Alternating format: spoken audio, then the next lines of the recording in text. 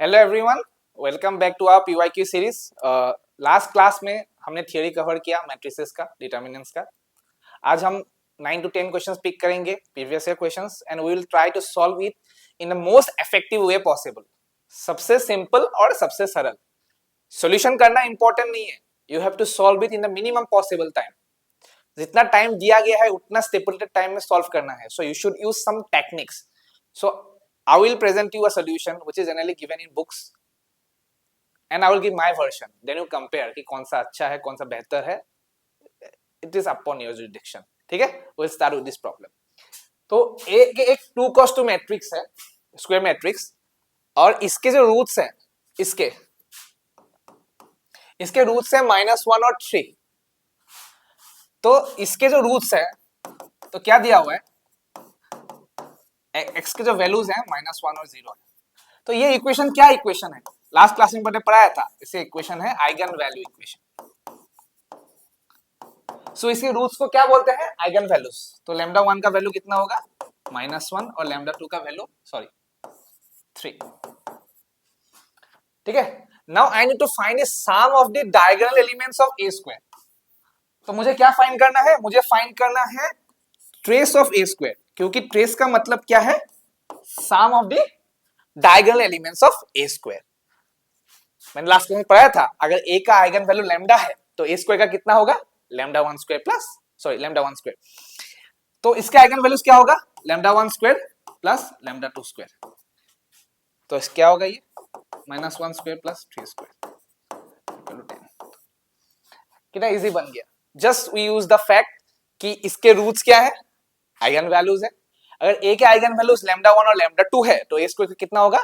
Lambda 1 square और lambda 2 square. Simply we add them up and will get 10. अब आते हैं हमारे नेक्स्ट क्वेश्चन पे. एक 2 cos 2 मैट्रिक्स दिया हुआ है, और ये भी दिया हुआ है कि A inverse alpha A plus beta I के बराबर है.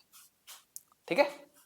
अल्फा बीटा निकालना है और दिया हुआ है कि अल्फा प्लस बीटा -2 के बराबर है. ठीक है. अब हम इसको देखेंगे. A inverse is equal to alpha A plus beta I. Last class में मैंने एक थ्योरम पढ़ा था. A square matrix satisfies its own eigenvalue equation.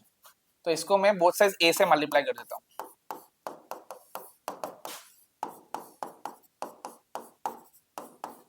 ये होगा आइडेंटिटी, ये होगा alpha A square plus beta A. ठीक है. तो इसको इधर लेके आते हैं.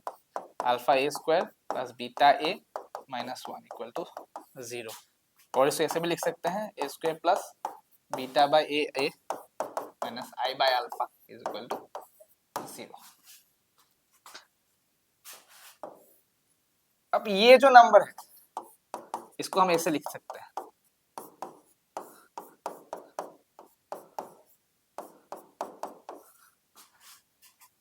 A square matrix satisfies its own characteristic equation. अब उल्टा हम सोच सकते हैं, इसका कैरेक्टरिस्टिक इक्वेशन क्या बनेगा? इसका कैरेक्टरिस्टिक इक्वेशन बनेगा x square minus trace of a into x plus determinant of a is equal to 0. ये x क्या है? Eigen value. अब ये जो नंबर है माइनस बीटा बाय अल्फा, ये किसके बराबर है? ये ट्रेस के बराबर है. ट्रेस कितना है? 11. और अल्फा प्लस बीटा -2 दिया हुआ है. यहां से अल्फा और बीटा का वैल्यू निकाला जा सकता है. You can find out alpha beta. फिर उसके बाद ये -1 बाय अल्फा डिटर्मिनेंट के बराबर है. डिटर्मिनेंट कितना है? 10 - 5 lambda.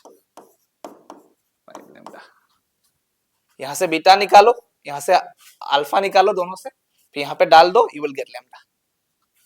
Simply we have used the concept that lambda square or x square minus trace of a x plus that of a must be equal to 0. ठीक है. अब आते हैं हमारे नेक्स्ट क्वेश्चन पे. So as you can see it is a 2 cos 2 matrix, और ये एक कैरेक्टरिस्टिक इक्वेशन जैसा लग रहा है. तो इसे हम कैसे लिख सकते हैं? ए स्क्वायर माइनस, यहाँ पे हमेशा माइनस होना चाहिए, इसलिए minus gamma A plus 18 into I equal to 0. सो अगर मैं इसको आइगन वैल्यू इक्वेशन लिखता हूं तो ये होगा minus trace of A into lambda plus determinant of A. How did I write this? Because a square matrix satisfies is characteristic equation. So ये जो माइनस गामा होगा वो किसके बराबर होगा? ट्रेस के. और ये जो 18 है वो किसके बराबर होगा? डिटर्मिनेंट ऑफ ए के. सीधा निकल गया, कुछ करने का जरूरत ही नहीं पड़ा. Otherwise we had to square this, did this elimination, sorry, did this algebraic manipulation, then put it to 0, then find all these things.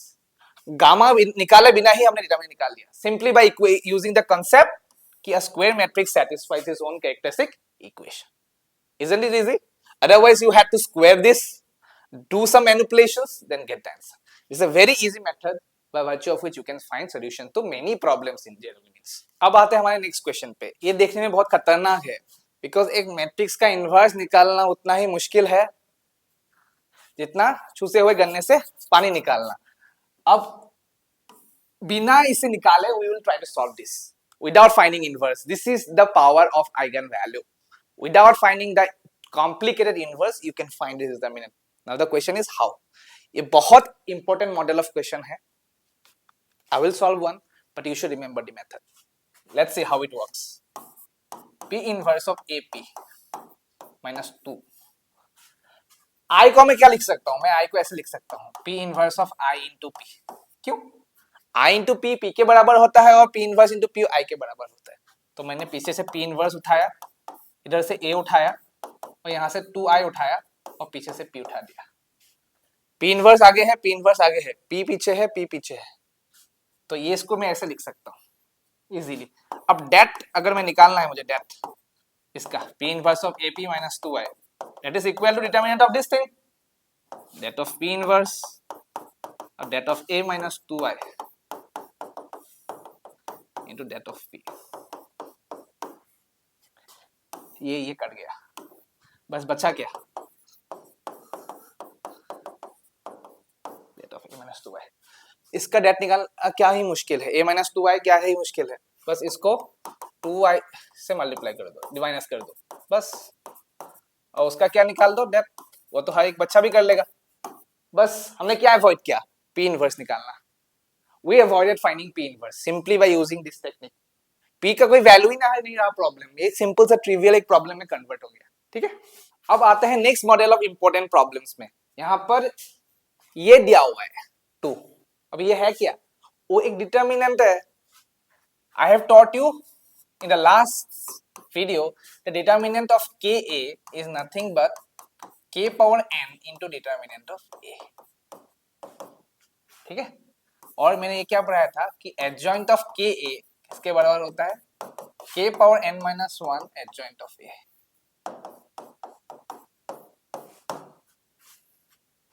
These are very two important identities that you must remember while solving the problem. हमेशा अंदर से आना, अंदर से होके आना. अब अंदर पहले हमें क्या निकालना है? देखिए, हमें निकालना है adjoint of 2A inverse. अब मैट्रिक्स का जैसे कि ऑर्डर मान लो 2 क्रॉस 2 है सपोज.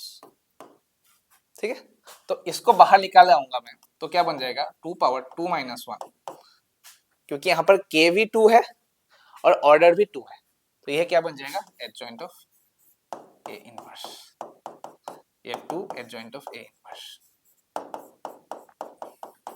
And you know कि adjoint of A वो किसके बराबर होता है? A inverse of determinant of A. तो adjoint of A inverse किसके बराबर होगा? यहाँ पे A inverse का inverse और that A का inverse. तो क्या होगा? A by that of A. मतलब A by 2. तो यहाँ पे क्या होगा? 2A by 2. इसके किसके बराबर है? A के बराबर है. ठीक है, तो ये वाला पार्ट किसके बराबर आ गया? A के बराबर. अब और नेक्स्ट पार्ट है कि इसका हमें पता चल गया कितना है? A है, इसका A है. तब मुझे इसका डिटर्मिनेंट निकालना है, इसका डिटर्मिनेंट निकालना है अंदर वाले पार्ट का. अब यहाँ पे 2 है, ये बाहर आ जाएगा यहाँ पे, तो 2 पावर 2 minus 1 बन जाएगा वहां की तरह. तो क्या बन जाएगा? 2 of adjoint of A. अब ये तो एडजॉइंट के बाहर है ना, तो ये K into समथिंग के फॉर्म का है, ये वाला फॉर्म का है, समथिंग के फॉर्म, तो ये बाहर आ जाएगा तो क्या हो जाएगा 2 पावर 2 इंटू एडजॉइंट ऑफ ए 4। अब एडजॉइंट ऑफ ए का फॉर्मूला कितना है, डेट ए पावर n माइनस 1। अब डेट ए का वैल्यू कितना है 2, n माइनस 1 इज 2, 2 माइनस 1 8 के बराबर। वन मोर टाइम, ये 2 जब बाहर आ जाएगा तो 2 पावर 2 माइनस 1 हो जाएगा, लेकिन अभी बाहर है, ये मैट्रिक्स के बाहर है, तो ये वाला आइडेंटिटी लगेगा, तो k पावर n मतलब 2 पावर 2 हो जाएगा, 2 पावर 2। अब एडजॉइंट ए का फॉर्मूला क्या है, डेट का, डेट ए पावर n माइनस 1 कितना होगा 2 इंटू 2 माइनस 1 8। सिंपल, ठीक है। अब आता है नेक्स्ट क्वेश्चन पे, ए एक सिमेट्रिक मैट्रिक्स है और बी एक स्क्यू सिमेट्रिक मैट्रिक्स है, तो उसका मतलब क्या है कि ए ट्रांसपोज के बराबर है और बी माइनस बी ट्रांसपोज के बराबर है। अब हमें इन चारों मैट्रिक्स का नेचर निकालना है, इसका इसका इसका इसका, तो हम ले लेंगे सी को ए पावर 4 माइनस बी पावर 4, ठीक है, तो सी ट्रांसपोज कर देंगे तो क्या हो जाएगा ए पावर 4 माइनस बी पावर 4 का ट्रांसपोज। ट्रांसपोज तो टूट जाता है, लीनियर होता है, ठीक है। तो हमेशा एक चीज याद रखना, ट्रांसपोज और पावर इंटरचेंजेबल होते हैं, तो ए ट्रांसपोज पावर 4 हो जाएगा और यहाँ पे बी ट्रांसपोज पावर 4 हो जाएगा, तो ये ए पावर 4 के बराबर हुआ, ये माइनस बी पावर 4 के बराबर हुआ, जो ए पावर 4 माइनस बी पावर 4 जो सी के बराबर है। तो इसका मतलब क्या है, ये सिमेट्रिक, ठीक है।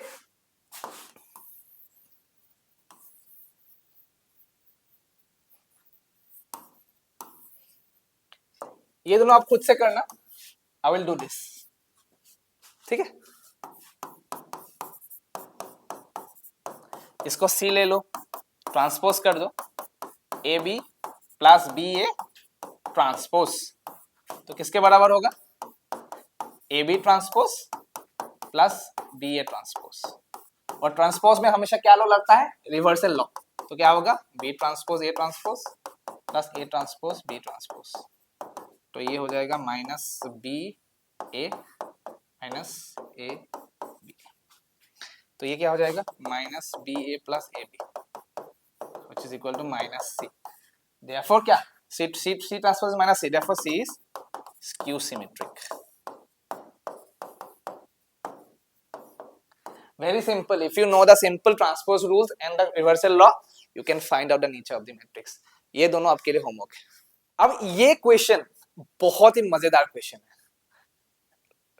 एक क्वेश्चन का करने का 100 तरीके होते हैं, बट आपको कौन सा चूज करना है जो कम से कम टाइम में सॉल्व हो जाए, है ना। तो ये मैट्रिक्स ए है और ये दिया हुआ है कि ये इस प्रॉपर्टी को सेटिस्फाई करता है, तो ऑफ कोर्स ए और बी निकालना कोई बड़ी बात तो है नहीं ना। It's a very simple thing, you will cube it, you will square it, you will do this manipulation and you will set it to 0, वहां से क्या निकल जाएगा a और b। ये तो हर बच्चा भी कर लेगा अगर कैलकुलेशन सही हुआ तो, बट इतना टाइम है क्या हमारे पास, हमारे पास उतना टाइम है ही नहीं, we don't have that much amount of time। so यहाँ पर आएगा अपना आइगन वैल्यू का पावर, दिखाई नहीं दे रहा है कहीं पे आइगन वैल्यू का नामो निशान भी नहीं है, बट यहाँ पे पावर कैसे शो होगा, I will just let you know. तो एक जो क्यूबिक इक्वेशन होता है, क्यूबिक त्रिकोष्ठी मैट्रिक्स होता है, उसका आइगन वैल्यू इक्वेशन ऐसा होता है lambda cube minus trace of A lambda square plus something into lambda, जो दिस इज मीनिंगलेस, उसका जरूरत नहीं है हमें, माइनस डिटर्मिनेंट ऑफ ए। ये वाला पार्ट मीनिंगलेस है, हमें जरूरत नहीं है। जो लैम्डा स्क्वायर का कोएफिशिएंट है वो माइनस ट्रेस ए देता है और जो कांस्टेंट टर्म है वो माइनस दैट ए देता है, ठीक है। तो हम को पता है कि A square matrix satisfies its own characteristic equation, तो यहां पे मैं ये लिख सकता हूं minus trace of A square plus something into A minus that of A into identity. बढ़िया, तो अब कंपेयर करो ए स्क्वायर के साथ क्या लगा हुआ है 4 और ट्रेस का मतलब क्या है sum of the diagonal elements 5 plus B, वहां से b इक्वल टू -1 निकल जाएगा, ठीक है। और नेक्स्ट क्या हुआ है, i के आगे क्या लिखा हुआ है minus determinant of a, i के आगे क्या है 21, so minus determinant of a किसके बराबर है 21 के बराबर। अब ये जो डिटरमिनेंट है ये हर किसी को निकालना आता है, किसके टर्म्स पे रहेगा a और b के टर्म्स पे रहेगा। अब b तो पता ही है हमें, वहां से a निकल जाएगा, कितना इजी हो गया देखो। You just have to look for the coefficient of a square and the constant term. Constant term का coefficient तुम्हें क्या देगा? डिटर्मिनेंट, और a स्क्वायर का कोएफिशिएंट तुम्हें माइनस ऑफ स्ट्रेस देगा. पहले b निकालो, फिर डिटर्मिनेंट a और b के टर्म्स पे आएगा, b डालो, वहां से a निकालो. कितना इजी हो गया देखो. Whenever you see powers of matrix, just make sure you remind yourself of the concept of characteristic. अब ये भी एक मजेदार क्वेश्चन है. हमें मैट्रिक्स का सम का 11 पावर निकालना है. We never have done this type of problem. हमने बाइनोमियल थ्योरम यूज किया है. वहां 1 प्लस एक्स पावर 11 का बाइनोमियल एक्सपेंशन क्या होगा? 11c0 11c1x plus 11c2x square dot dot dot dot, ये होगा. बट यहां पे i का जगह लिया है 1 ने और a का जगह लिया है x ने. तब इसको एक्सपेंशन करो. अभी i प्लस a पावर 11 किसके बराबर होगा? 11c0 plus 11c1a plus 11c2a square dot dot dot dot dot 11c11 a power 11. मजेदार. i का कुछ भी पावर हो हमेशा कितना होगा? i ही होगा ना. So the role that 1 plays in normal algebra is the same role that I plays in matrix algebra. अब मैं तुमको एक एक्सरसाइज रूप पे छोड़ रहा हूं कि इसको स्क्वायर करने से you will get the same a back. If you square a, you will get same a back. I will not waste time in that. This is a trivial task. Now if you find a cube, this is nothing but a into a square. अब a square किसके बराबर है? a के बराबर है. और a square किसके बराबर है? a के बराबर है. तो a का कुछ भी पावर करो, कुछ भी पावर, तो हमेशा वो किसके बराबर ही आता है? a के बराबर आता है. I am again telling you, simply square this and you will find that a square is always equal to a. अब यहाँ पे we will use that concept here. 11c0 plus 11c1a, यहाँ पे कुछ भी लिखो तो a ही आएगा. a 11c11a. ठीक है. ओके. अब इसको कॉमन लो. a को कॉमन लो, क्या होगा? 11c1 11c2 dot dot dot 11c11. अब यहाँ पे एक चीज की कमी है, क्या? 11c0 minus 11c0. ठीक है. तो इसके तो 1 के बराबर होगा प्लस a, और i लिख सकते हैं 1 नहीं. अब ये क्या है? nc0 प्लस nc1 प्लस nc2. Sum the binomial coefficients कितना होता है? टोटल नंबर ऑफ सबसेट कितना होता है? 2 पावर n. सो ये कितना होगा? 2 पावर 11. ये कितना होगा? 1 के बराबर है. See, simply by observing the fact that a square किसके बराबर होता है? a. We have found that a cube किसके बराबर होता है? a. We have simplified this extremely complicated expression. तो जब भी तुम्हें ऐसे पावर्स दिखे, you just do a binomial expansion. फिर उसके बाद you find out the higher powers. ठीक है. This is a very beautiful question. इस टाइप ऑफ क्वेश्चंस ही आते हैं मेंस में. अगर तुमने वो क्लिक कर लिया ना tip, you can solve any question like this. ठीक है. Let's start from beginning. अंदर से घुसो. डिटरमिनेंट ऑफ a 2 दिया हुआ है, बहुत बढ़िया. तो हम पहले ये निकाल लेते हैं, क्या होगा, है ना. तो हम पहले ये निकालते हैं. सॉल्यूशन लिख लेते हैं, फॉर्मेलिटी कर लेते हैं. तो ये क्या होगा? अब a के आगे 3 मल्टीप्लाइड है, बहुत बढ़िया. मैट्रिक्स कितना ऑर्डर का है? 3 है, तो ये बाहर जा जाएगा. 3 power 3 into that a. So so, कितना होगा? 3 पावर 3 इंटू 2 इक्वल टू 54. बहुत ही बढ़िया. अब वो देखो, अब एडजॉइंट ऑफ क्या होगा? 54a square. अब ये मन में इसको k पकड़ लो, अब मन में इसको b पकड़ लो, तो k कहाँ चला जाएगा? बाहर. लेकिन इसमें पावर क्या आएगा? n-1 आएगा. ऐसे एक इसके बराबर होगा एडजॉइंट ऑफ b. अब k का वैल्यू कितना है? 54. n का वैल्यू कितना है? 3. n-1 का वैल्यू 2. ये adjoint of a square. Simple, step by step you move. ठीक है. तो हमने ये निकाल लिया. अब बचा हुआ है अपना ये 3 इंटू 54 का स्क्वायर बच गया और एडजॉइंट ऑफ a स्क्वायर बच गया. अब ये जो है ये k के बराबर है. अब इसका पावर कितना चढ़ जाएगा? इसके ऊपर 3 चढ़ जाएगा, है ना. फिर बचेगा क्या? एडजॉइंट ऑफ a स्क्वायर का डिटरमिनेंट. क्या होगा? सिंपल है. इसको मन में b पकड़ लो. b हमको बस ये फाइंड करना है ना. एडजॉइंट ऑफ a स्क्वायर कितना होगा? कोई दिक्कत नहीं. इसको a इंटू a लिखो. तो दोनों प्रोडक्ट में है तो टूट जाएगा adjoint of A into adjoint of A. So इसका जो डिटर्मिनेंट है इसको भी तोड़ दो ऐसे ऐसे ऐसे, तो ये क्या होगा det of A power 3 minus 1, ये det of A power 3 minus 1, ये क्या हो जाएगा डेट ऑफ ए पावर 4। देखो ये भी निकल गया हमारा आंसर। तो फाइनल आंसर क्या होगा 3 इंटू 54 स्क्वायर का क्यूब इंटू इसका डिटर्मिनेंट कितना होगा 2 पावर 4। डरने का कोई बात ही नहीं है। Whenever you see A square just write A into A. तो ए इंटू ए, तो एडजॉइंट ऑफ ए बी का फॉर्मूला क्या था adjoint of B into adjoint of A. तो एडजॉइंट ऑफ ए स्क्वायर का फॉर्मूला क्या होगा adjoint of A into adjoint of A. Adjoint of A cube का formula क्या होगा adjoint of A into adjoint of A into adjoint of A. Simple. Adjoint of A का determinant का formula क्या है determinant of A power n minus 1। Simply techniques are deployed. Two main formulas, अगर constant matrix के बाहर है तो k power n हो जाएगा, अगर वो कांस्टेंट एडजॉइंट के अंदर है तो k पावर n minus 1 हो जाएगा। I will give you some questions at the end of the videos. I urge you to try this question and give the answer in the comment box. I have touched the maximum type of questions, different types of questions that might come in general maths. And in the previous lectures, I will upload more and more questions. This is just the beginning. Just follow the technique or the methodology that I have followed. मैंने जो use किया है उसको follow करने की कोशिश कीजिए।